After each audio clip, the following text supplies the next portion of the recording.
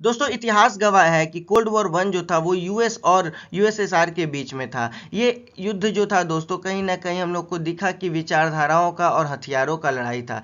लेकिन अब बीते कुछ वर्ष में हम लोगों को दिख रहा है कि कोल्ड वॉर 2.0 भी शुरू हो चुका है। ये यूएस और चाइना के बीच में है, जो कि टेक्नोलॉजी और डिफेंस के सेगमेंट में हम लोगों को दिख रहा है।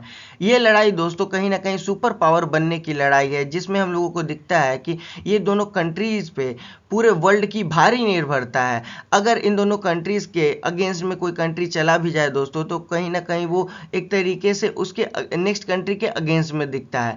ये जो जियो पॉलिटिक्स है दोस्तों कहीं ना कहीं बहुत ही भारी टेंशन का काम करता है।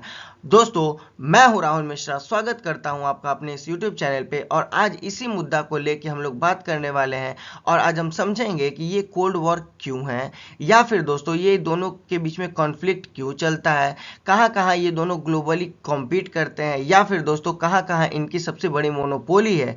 तो दोस्तों बने रहिए वीडियो के अंत तक, क्योंकि ये वीडियो जियो पॉलिटिक्स के हिसाब से बहुत ही आपके लिए इंपॉर्टेंट होने वाला है। दोस्तों पता है मैंने पहले पॉइंट का नाम इकोनॉमिक कोल्ड वॉर 2.0 रखा है। ये क्यों रखा है पता है? क्योंकि बस ट्रेड और टैरिफ ही इनके बीच का टसल नहीं है। अगर देखा जाए तो बस इंपोर्ट और एक्सपोर्ट ही जो है इनका बेस्ट कन्फ्लिक्ट का पोर्शन नहीं है दोस्तों। क्योंकि आपको अगर पता होगा तो अगर ट्रेड वॉर जो हो रहा है लगातार 2018 से हम लोग देखेंगे कि इनडायरेक्ट तरीके से शुरू हो चुका है। ये कहीं ना कहीं दोनों कंट्रीज में 300 बिलियन से ज़्यादा जो है ये टैरिफ के कारण क्या हुआ है, तो लोकल इंडस्ट्री को ये प्रॉब्लम हिट किया है। इसके बावजूद दोस्तों अगर बात करें तो दूसरे पक्ष में हमको दिखेगा कि चाइना जो है अपने बेल्ट एंड रोड इनिशिएटिव के थ्रू क्या कर रहा है, तो अदर कंट्रीज पे जो उसका पोर्ट है, रोड है, या फिर दोस्तों रेलवे पे कंट्रोल करने की कोशिश कर रहा है। दूसरे देशों में इंफ्रास्ट्रक्चर बना रहा है जिससे उस पर इसका कंट्रोल बनता रहे। और दूसरी तरफ दोस्तों हमको यूएस दिखेगा कि ये एक अपना डॉलर जो है एक्सपैंड करने की कोशिश कर रहा है। जो बड़े बड़े बैंक है दोस्तों, आईएमएफ या फिर दोस्तों वर्ल्ड बैंक, इसमें अपना एक डोमिनेंस बनाने की कोशिश कर रहा है कि कहीं ना कहीं जो बैंकिंग की ज़रूरत, सॉरी लोन की ज़रूरत पड़ती है, या फिर किसी भी तरीके की फाइनेंस की बात होती है, तो कहीं ना कहीं यूएस चाहता है कि इन सभी जो बड़े बड़े बैंक्स हैं इस पे अपना डोमिनेंस क्रिएट कर दे। इस तरीके का बैटल दोस्तों हम लोगों को इकोनॉमिक एम्पायर के तौर पे हम लोग देखते हैं। दोस्तों अगर देखा जाए तो कोल्ड वॉर 2.0 जो है अब एक तरीके से आप इसको टेक्नोलॉजी वॉर भी बोल सकते हैं। क्योंकि पहले का जो कोल्ड वॉर चला करता था वो हथियारों के बेसिस पे, कुछ जासूसों के बेसिस पे दोस्तों डेटा कलेक्शन का काम किया जाता था। लेकिन अब जो दोस्तों वॉर हो रहा है ये artificial intelligence, semiconductor, 5G networking, या फिर दोस्तों साइबर क्राइम स्पेस टेक के बेसिस पे चल रहा है। मतलब कि अब यूएस क्या करना चाहता है दोस्तों कि चाइना का एक्सेस छीनना चाहता है एनवीडिया जैसे कंपनीज पे जो चिप बनाती हैं। उसके बदले में दोस्तों देखा जाए तो चाइना भी अपना एआई इंफ्रास्ट्रक्चर बिल्ड कर रहा है। चिप मैन्युफैक्चरिंग का काम दोस्तों धीरे धीरे अब शुरू करने की कोशिश कर रहा है। मेनली देखा जाए तो चाइना में इस इंफ्रास्ट्रक्चर को बिल्ड करने में हम लोगों को हुआवी, टिकटॉक और एसएमआईसी कंपनी जैसे जो कंपनी है दोस्तों वो दिख रही हैं। और उसके बदले में दोस्तों इन सभी कंपनी को चाइना ने एक्चुअली बंद कर रखा है, बैन कर रखा है। तो मतलब दोस्तों एक तरीके से आप समझो तो ये भी एक बैटल ग्राउंड बना हुआ है। और दोस्तों बात करें तो टेक्नोलॉजी का ये जो कोल्ड वॉर 2.0 है यही डिसाइड करेगा तो कि फ्यूचर का जो डिजिटल पावर है वो कौन होने वाला है। सिलिकॉन वैली होगा दोस्तों, या फिर बीजिंग होगा, क्योंकि इंटरनेट जो है दोस्तों एक नया हथियार तो बनने ही वाला है। दोस्तों अगर बात करें तो मिलिट्री के पर्सपेक्टिव से ये कोल्ड वॉर जो है वो बहुत ही इंपॉर्टेंट हो जाता है। कैसे इंपॉर्टेंट हो जाता है, तो होता क्या है दोस्तों कि कोल्ड वॉर वन जो था वो क्यूबा का मिसाइल क्राइसिस दिखाता है। जैसे कि हम लोगों को पता है कि दोनों कंट्री क्या होते थे कि परमाणु हथियारों को लेके फ्रंट पे आ जाते थे लड़ने के लिए। इस तरीके के टाइमलाइन को हम लोग देखे हैं दोस्तों। लेकिन अब जो हम लोगों को दिख रहा है कोल्ड वॉर का पक्ष, वो 2.1 में हम लोगों को दिखता है ताइवान और साउथ चाइना सी जो है वो बहुत ही बड़ा मेजर रोल प्ले करता है। कैसे, तो चाइना इस एरिया में दोस्तों मिलिट्री एक्सपेंशन कर रहा है, आर्टिफिशियल आइलैंड बना रहा है। इनफैक्ट दोस्तों इस एरिया में अपना हुकूमत भी जमाने की कोशिश कर रहा है, क्लेम करता है कि ये एरिया जो है वो उसी का है। बदले में दोस्तों उसको रिस्पॉन्ड करने के लिए यूएस क्या कर रहा है, तो अपने वॉरशिप और मिलिट्री जो है दोस्तों यहाँ पे तैनात कर चुके हैं। वो भी तैनात किसके बेसिस पे, तो दो ऑर्गेनाइजेशन है दोस्तों मेनली, क्वाड और ऑकूस, जिसमें हम लोग क्वाड में देखते हैं कि हम लोगों को यहाँ पे चाइना, इंडिया, यूएस और जापान दिखता है दोस्तों। और बात करें ऑकुस की तो हम लोगों को ऑस्ट्रेलिया, यूके और हम लोगों को यूएस दिखता है दोस्तों। मतलब कि यहाँ पे चाइना को टैकल करने के लिए बड़े बड़े कंट्रीज का भी यूएस को सहारा लेना पड़ रहा है। बदले में दोस्तों अगर बात करें तो यहाँ पे प्रॉब्लम क्या हो रहा है कि चाइना जो है अब यूएस को टैकल करने के लिए अपना प्रेजेंस यहाँ पे बढ़ा रहा है। दोनों कंट्री का जो डिफेंस बजट है दोस्तों, आपको दिखेगा कि यूएस का जो डिफेंस बजट है वो $800 बिलियन के अराउंड है दोस्तों, और चाइना की बात करें तो ये $300 बिलियन का ये डिफेंस बजट है दोस्तों। अगर सबसे इंपॉर्टेंट यहाँ पे ये है कि अगर एक भी मिस फायर गलती से अगर हो जाता है ताइवान के डायमेंशन में या ताइवान के रीजन में दोस्तों, तो ये कहीं ना कहीं एक नया वर्ल्ड वॉर बनता हुआ नजर आ जाएगा, जिसको हम लोग वर्ल्ड वॉर 3 के भी नाम से समझ सकते हैं। ये क्यों दोस्तों? तो असल में ताइवान जो रीजन है ना दोस्तों, ये होता क्या है कि ताइवान पे चाइना अपना हिस्टोरिकल इन्फ्लुएंस दिखाता है और यूएस इस पे दोस्तों फ्यूचर समझता है इसको, क्योंकि सबसे ज़्यादा जो सेमीकंडक्टर चिप जो है 90% के अराउंड दोस्तों इसी के पास है। तो इसके कारण ये इंपॉर्टेंट हो जाता है दोस्तों कि कल के डेट में टेक्नोलॉजी के सेगमेंट में अगर देखा जाए तो चाइना इसको अपने अंडर मिला के मोनोपोली ना कर बैठे। तो दोस्तों यही रीज़न है कि दोनों देशों को इस चीज़ का डर लगा रहता है। दोस्तों अगर बात करें तो कोल्ड वॉर 2.0 में सबसे जो अहम किरदार हम लोगों को दिखता है वो आइडियोलॉजी का। आइए कहीं ना कहीं दोनों में बहुत ही इंपॉर्टेंट है दोस्तों, और यही जो है पूरे वर्ल्ड को दो भागों में बांटने का काम भी करता है। कैसे? तो कोल्ड वॉर 1 में हम लोग देखते थे दोस्तों कि कैपिटलिज्म और कम्युनिज्म की लड़ाई थी, जहाँ पे एक तौर पे देखा जाए तो आर्थिक व्यवस्था के तौर पे देश आगे बढ़ने का सोचता था, और दूसरे तौर पे दोस्तों देश चाहता था कि सभी चीज़ों पे कंट्रोल करके अपने आप को आगे बढ़ाएं। तो दोस्तों ये सेम चीज हम लोगों को कोल्ड वॉर 2.0 में दूसरे नाम से हम लोग इसको देखते हैं, इसको डेमोक्रेसी वर्सेस डिजिटल डिक्टेटरशिप बोल सकते हैं दोस्तों।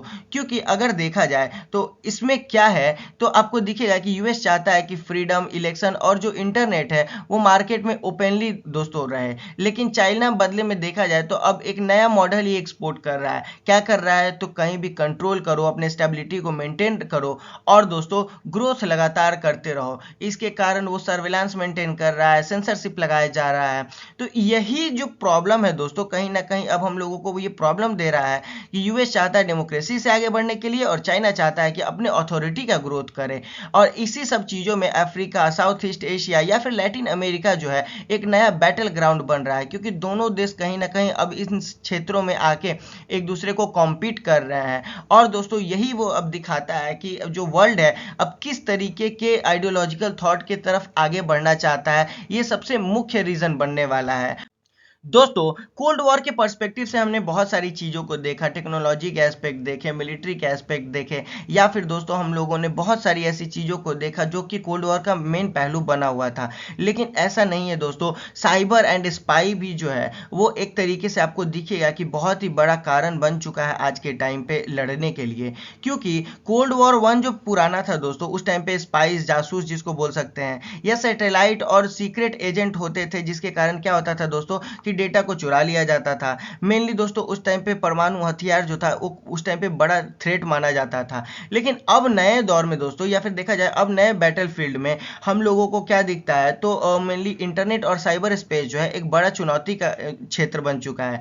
जैसे हैकिंग क्या है दोस्तों, एक नया न्यूक्लियर वेपन आप इसको बोल सकते हो, क्योंकि एक वायरस या जो लीक कोड है वो पूरा का पूरा सिस्टम बंद कर सकता है। Power grid, bank, railway, defence सबको कहीं ना कहीं रोकने का काम कर सकता है दोस्तों।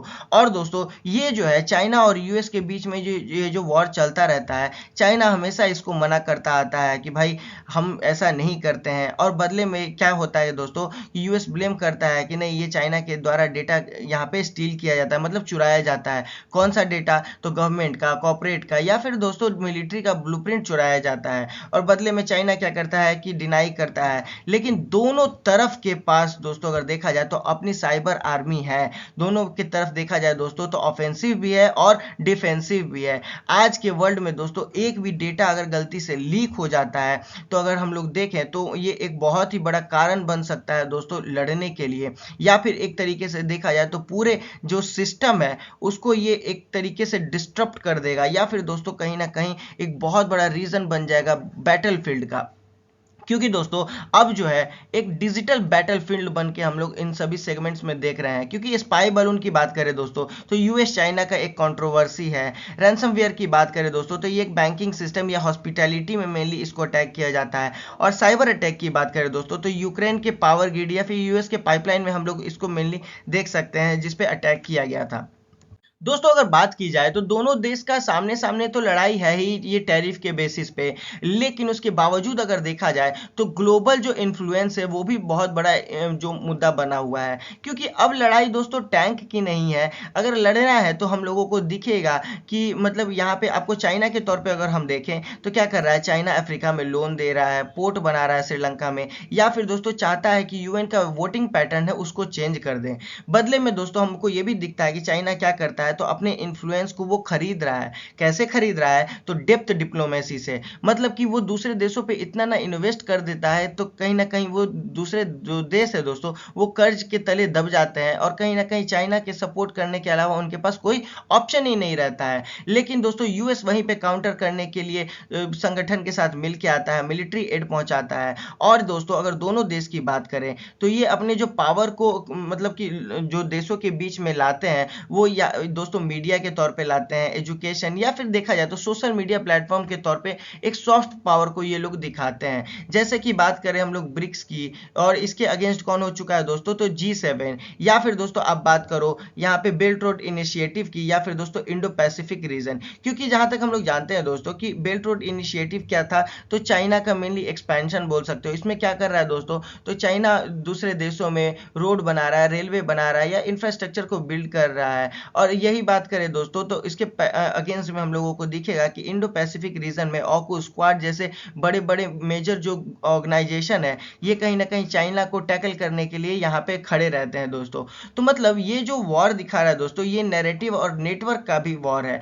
क्योंकि यहाँ पे जो ग्लोबल साउथ है ये एक हम लोगों को बैटलफील्ड बनता हुआ दिख रहा है। इनफैक्ट दोस्तों अफ्रीका भी अगर आप देखो तो फ्यूचर में एक बहुत बड़ा कंसर्न जोन बनने वाला है। क्योंकि सबसे ज्यादा देखा जाए ना तो वहां से हम लोग चाइना जो है कॉपर खरीदता है, या फिर दोस्तों देखा जाए तो बहुत सारे मतलब रिसोर्सेज है उसको वहां से खरीदता है, जिसके कारण वो भी एक बैटलफील्ड बन के नजर आ रहा है। दोस्तों अगर बात करें होल टॉपिक का एक सिंपल समरी, तो यूएस डोमिनेट करना चाहता है दोस्तों मिलिट्री, इनोवेशन, ग्लोबल फाइनेंस, या फिर दोस्तों पश्चिमी देशों के साथ मिलके अपने एक संगठन को मजबूत बनाने की कोशिश कर रहा है। और दूसरे पक्ष में दोस्तों चाइना क्या कर रहा है, तो इंफ्रास्ट्रक्चर बना रहा है, मैन्युफैक्चरिंग कर रहा है, अपने मार्केट को फैला रहा है दोस्तों, और सप्लाई चेन को कहीं ना कहीं मजबूत कर रहा है।